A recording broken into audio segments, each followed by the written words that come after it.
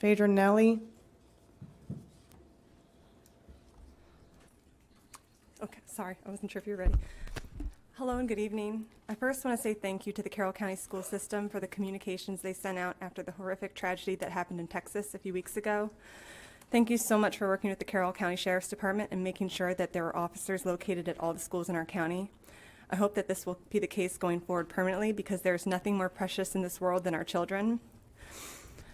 Kindness starts at home. It is our responsibility as parents to teach our children kindness, which should then be reinforced by teachers and administrators through example. Value systems and morals are also the responsibility of parents to teach our children.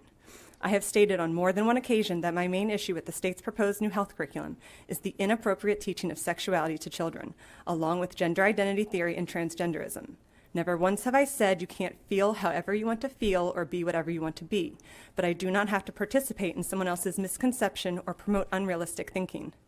You cannot force people to celebrate something that is not rooted in fact, but instead in an individual's feelings that are fleeting and constantly fluctuating. I will always be kind to any person that I cross paths with, and I will teach my children to do the same. But kindness does not mean rolling over and letting someone steamroll your boundaries. When you force your ideology down the throats of others and then they push back, that does not mean they hate you. That is them telling you, this is the boundary. Setting healthy boundaries is an important life skill, and one that I will also teach to my own children. And speaking of boundaries, anal sex should not be taught in our public schools.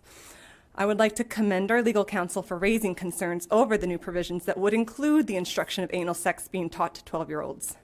With the amount of learning loss that our children have suffered in the last 2 years, I am appalled that the Maryland State Board of Education would prioritize this direction in the instruction of our children, and at the exclusion of topics that absolutely should be included, like reproductive biology and the childbirthing process. Might I suggest, instead of anal sex, perhaps we could go back to teaching cursive. Cursive is neutral. Cursive would allow students to read the Declaration of Independence in its original form. Cursive would benefit all students. Learning about anal sex does not benefit all students. Another issue that came up this week is the accommodation of allowing biological boys and men into women's restrooms and locker rooms. I don't think anyone can claim that a simple switch of facilities will cure what is ailing these children who are struggling with body dysmorphia. If it were that simple, this would not be an issue. It does, however, open the door to predators claiming they feel like the opposite gender to take advantage of these situations. Some BOE candidates have chosen to remain silent on this relevant topic. Their silence speaks volumes. Thank you, and God bless.